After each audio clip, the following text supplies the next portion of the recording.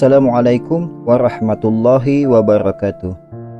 Para pecinta Ikhwan Sampit yang dimuliakan Allah, alhamdulillah kita bertemu kembali dalam video kali ini, menceritakan beberapa sahabat Nabi yang dijamin Allah memasuki surganya Allah.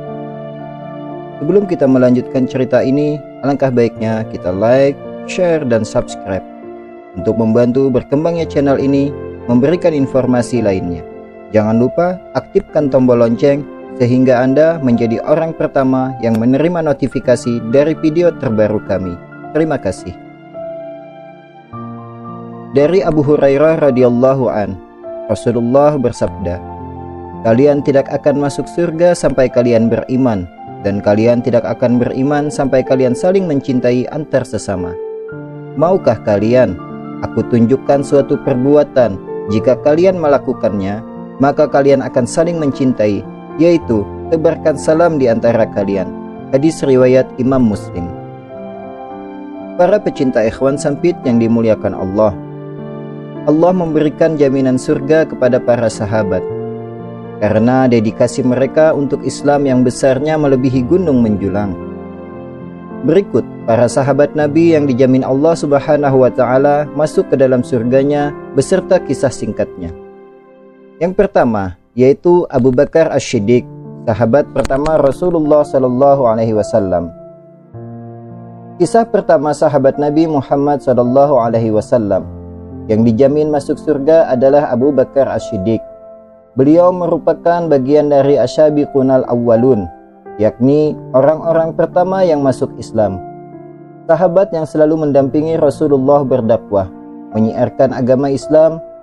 Abu Bakar terkenal sebagai pribadi yang lembut dan bertutur kata penyabar, juga dermawan yang membebaskan 70 budak.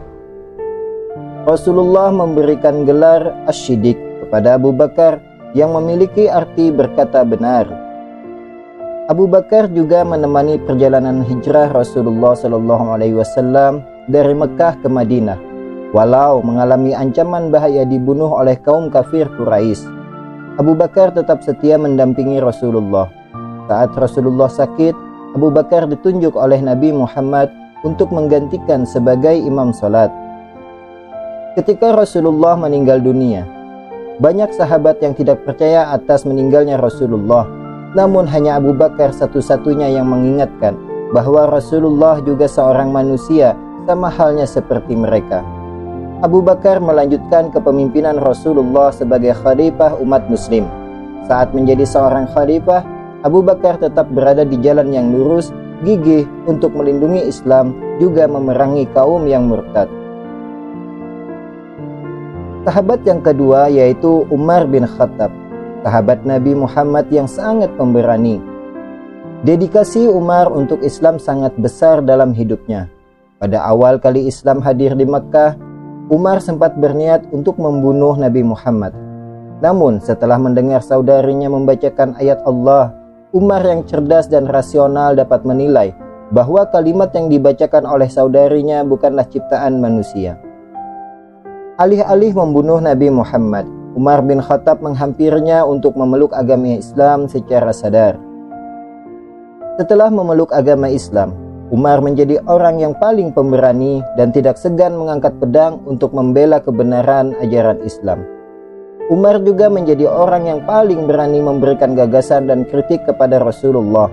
Nabi Muhammad memberikan gelar Al-Faruq yang memiliki arti pembeda antara yang benar dan yang salah. Sahabat Nabi yang ketiga yaitu Utsman bin Affan, yaitu seorang pionir penyusun mushaf Al-Quran. Ia juga golongan Asyabiqunal Awwalun atau golongan pertama orang yang masuk Islam. Beliau menjadi khalifah ketiga setelah Umar bin Khattab wafat.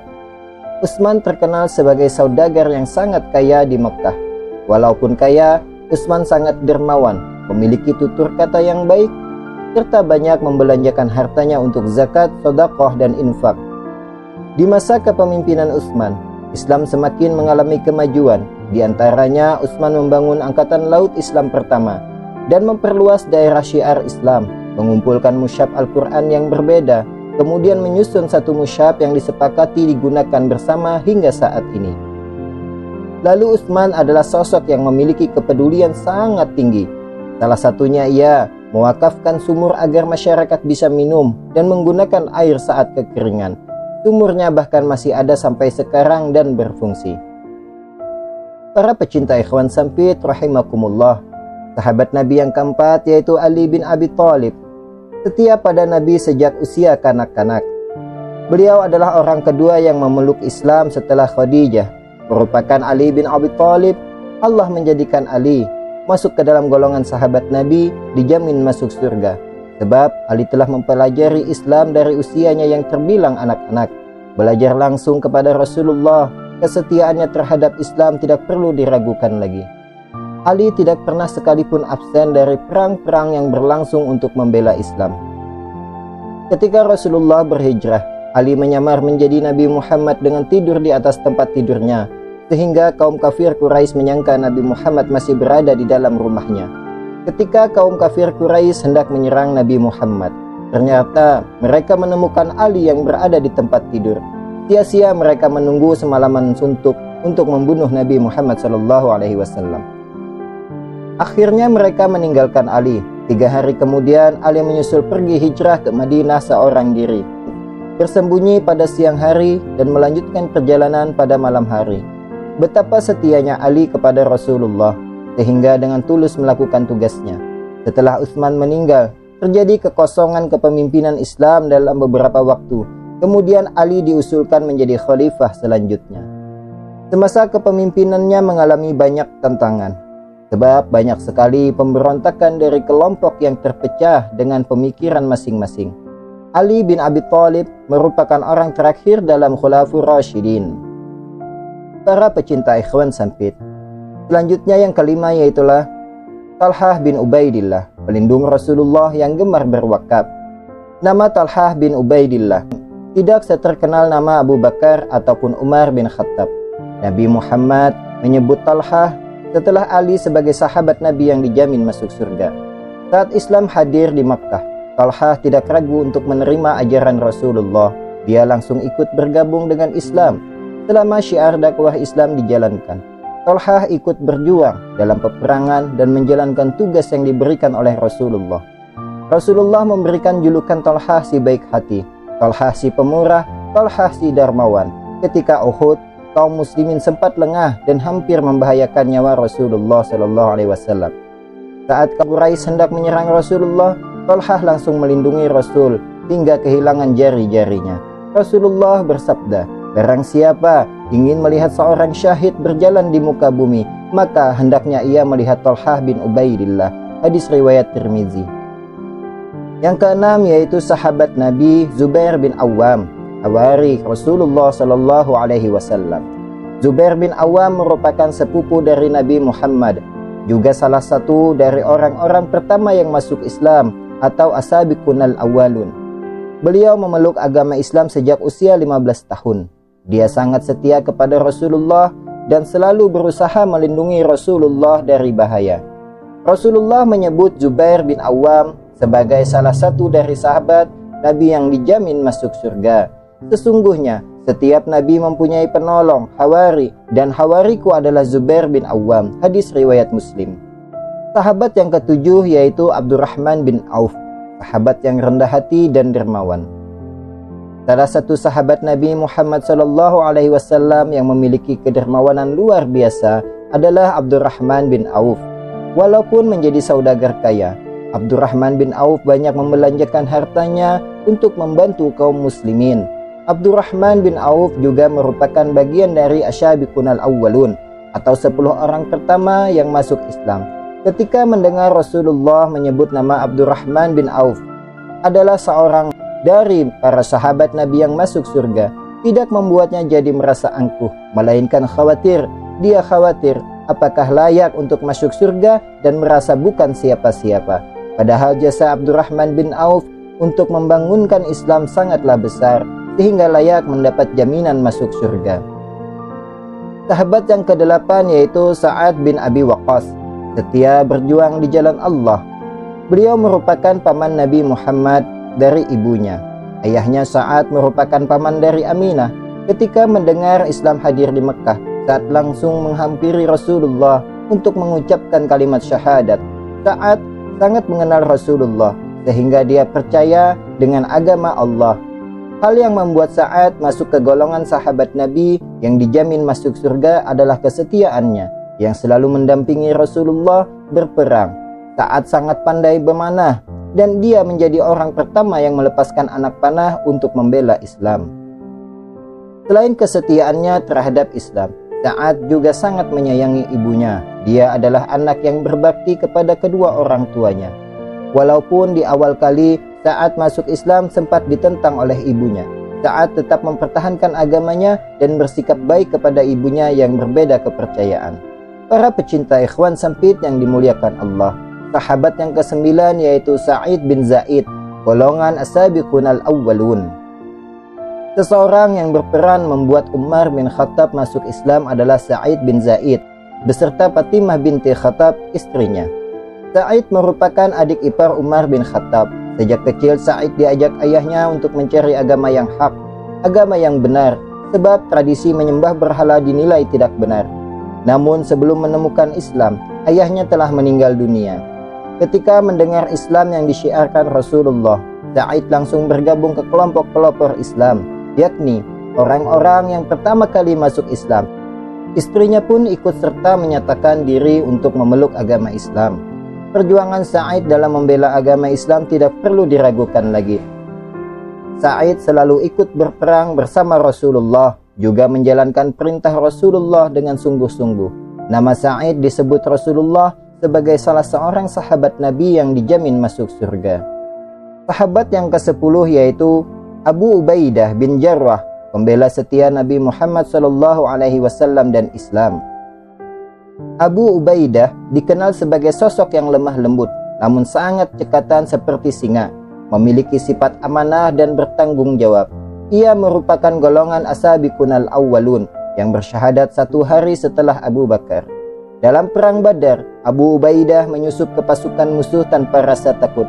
Dia tidak pernah absen mengikuti pertempuran untuk membela Islam. Setia dalam membela Nabi Muhammad dalam situasi apapun.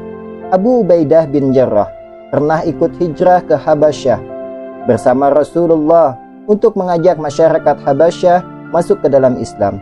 Setelah Rasulullah wafat, Abu Ubaidah masuk ke dalam kandidat calon khalifah bersama Abu Bakar dan Umar bin Khattab. Bahkan ketika Umar menjadi khalifah, sangat ingin Abu Ubaidah meneruskan kepemimpinan Islam. Namun nasib berkata lain, Abu Ubaidah meninggal dunia karena terjebak dalam wabah penyakit. Dan yang ke-11 yaitu Zaid bin Harithah. Asal mula turunnya ayat tentang anak angkat. Zaid bin Harithah adalah sahabat Nabi yang menjadi penyebab asal-usulnya turunnya ayat anak angkat. Cerita bermula dari Zaid diculik saat ia diajak ibunya untuk pergi ke kampung halamannya. Lalu ia diserang dan seketika dijadikan budak oleh para penawan. Ibunya mencari keberadaan Zaid karena ingin tahu apakah anaknya telah tiada atau masih hidup. Setelah lelah karena rasa khawatir yang menumpuk, ibunya mendapatkan kabar bahagia kalau anaknya masih hidup dan tinggal di kota Mekah bersama Rasulullah SAW. Beliau angkat Zaid sebagai anak. Mendengar kabar tersebut, sang ibu bergegas ke kota Madinah dengan membawa uang untuk menebus anaknya. Sesampainya di kediaman baginda Rasulullah, beliau meminta Zaid untuk memilih apakah tetap tinggal bersama Nabi atau ikut pulang bersama ibu. Jika pulang, maka Rasulullah tidak akan mengambil uang tebusan dari orang tua Zaid. Zaid memilih untuk tinggal bersama Rasulullah. Beliau pun mengumpulkan orang sekitar untuk mengumumkan bahwa Zaid adalah anaknya dan ahli warisnya. Akan tetapi dari peristiwa ini turun ayat Allah, surat Al-Ahzab ayat 5 yang berisi tentang bahwa anak angkat harus tetap dipanggil dengan nama ayah kandung mereka, bukan ayah angkat. Allah berfirman yang artinya, panggillah mereka, anak-anak angkat itu, dengan memakai nama bapak-bapak kandung mereka. Itulah yang lebih adil di sisi Allah. Dan jika kamu tidak mengetahui bapak-bapak mereka, maka panggillah mereka sebagai saudara-saudaramu seagama dan maula-maulamu. Quran Surat Al-Ahzab ayat 5. Itulah asbabun nuzul tentang hak anak angkat. Pada akhirnya, Zaid bin Harithah menjadi salah satu sahabat terdekat Rasulullah sallallahu alaihi wasallam. Lalu Zaid bin Harithah menjadi satu-satunya sahabat Nabi Muhammad yang namanya diabadikan di dalam Al-Qur'an. Meneladani kisah para sahabat Nabi Muhammad sallallahu alaihi wasallam yang dijamin masuk surga. Dari Abdurrahman bin Auf, ia berkata, Rasulullah bersabda, Abu Bakar di surga, Umar di surga, Utsman di surga, Ali di surga, Talhah di surga, Zubair di surga, Abdurrahman bin Auf di surga, Sya'ad di surga, Sa'id di surga, Abu Ubaidah bin Jarrah di surga. Hadis riwayat At-Tirmizi. Para pecinta ikhwan sampit yang dimuliakan Allah, demikianlah kisah para sahabat Nabi ini dijamin masuk surga. Sungguh perjuangan para sahabat sangat besar sehingga mendapat jaminan menjadi penghuni surga. Mudah-mudahan kita dapat meneladani amal kebaikan yang dilakukan oleh para sahabat sebagai referensi jalan kita menuju surganya Allah dan keridhoannya Allah. Wallahu a'lam bishawab.